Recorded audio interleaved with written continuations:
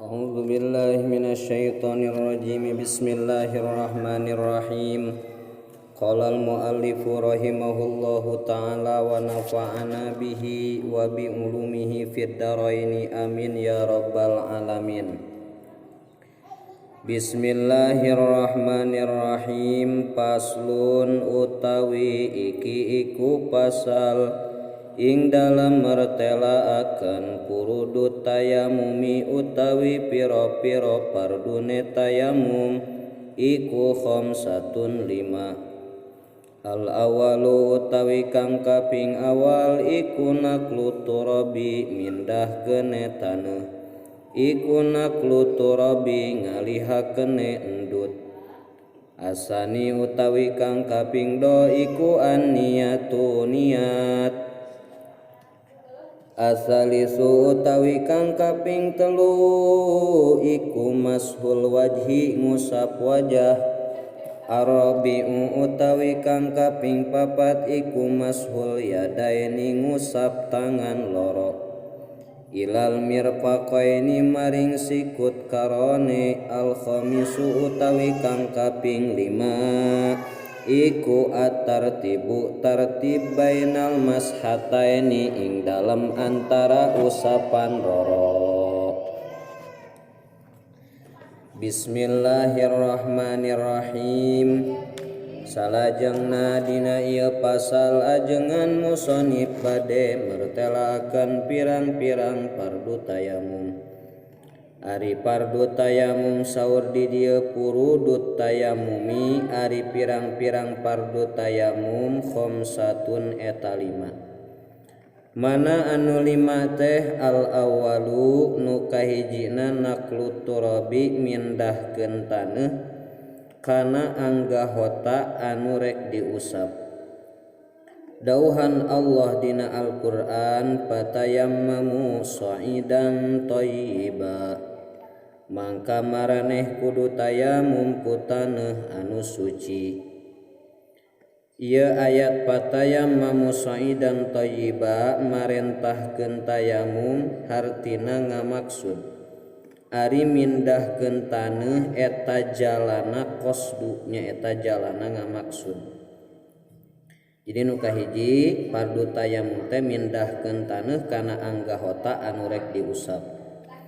Nu kaduana asani nu kaduana fardu tayamum teh niat. Sakumaha hadis Umar ibn al-Khattab innamal a'malu binniyat.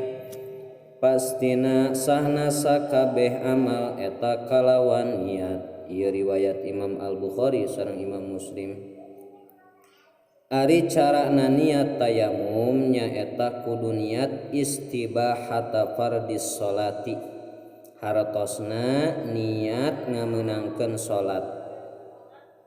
Ya, niat ngameunangkeun salat fardu atawa sabangsana. Janten teu cukup niat raf'al hadasi, nawaitu raf'al hadasi teu cukup. Ya, ngaleungitkeun hadas.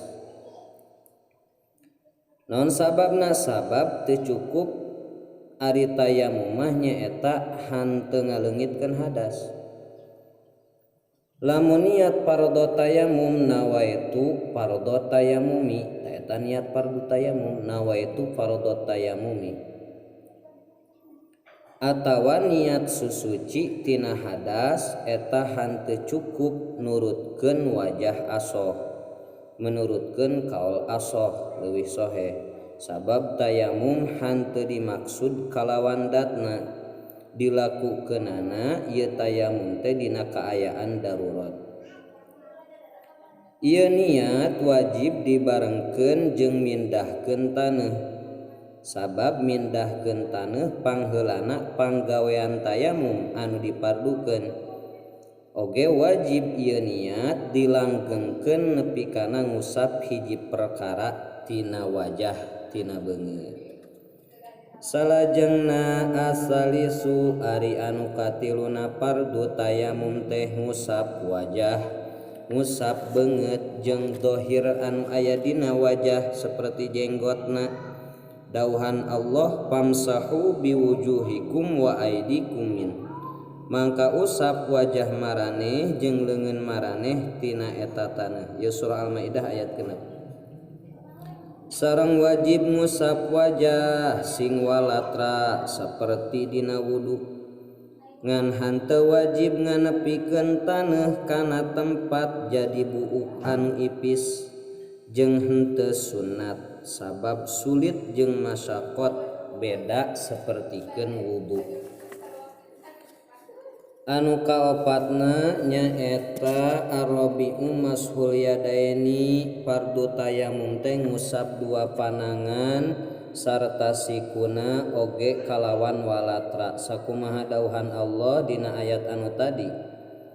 Sabab Allah geus ngawajibkeun nyucikeun anggahota anu opat dina wudu dina awal ayat tadi. Tuluy Allah Ta'ala ngagugurkeun tina anu opat teh dua anggahota nyaeta sirah jeung dua suku. Dina tayamum mah dina akhir ayat mangka dua anggahota deui dina tayamum tetep sakumaha anu dicaritakeun dina wudu.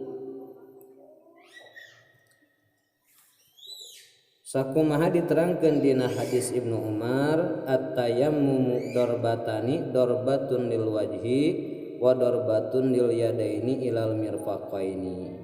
Tayamum eta dua pukulan, sapukulan keur wajah, sapukulan deui keur panangan, sareng dua sikutna. Ieu diriwayatkeun ku Imam Ad-Daraqutni sareng Imam Al-Hakim.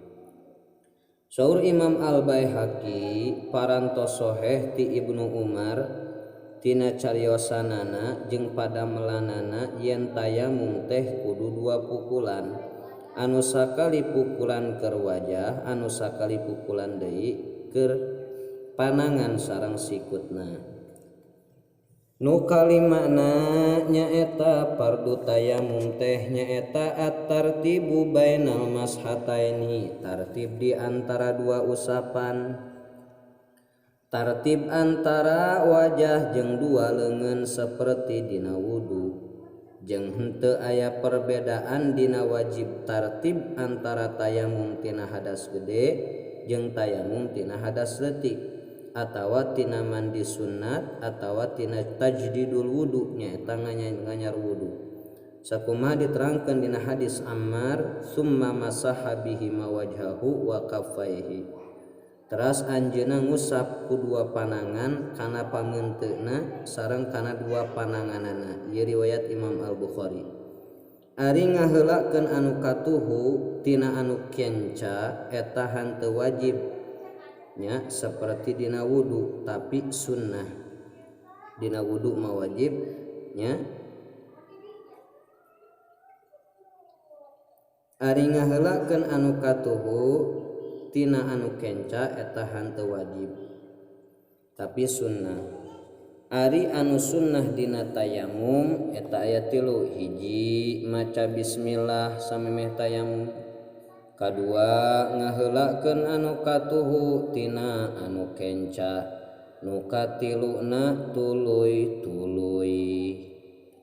Jadi sunnah maca bismillah, ngaheulakeun anu katuhu ketimbang anu kenca, kemudian tuluy-tuluy. Ta eta fardu tayamum anu 5 teh sakumaha disebutkeun dina nadom Sundana. Fardu tayamum teh anu 5 teh.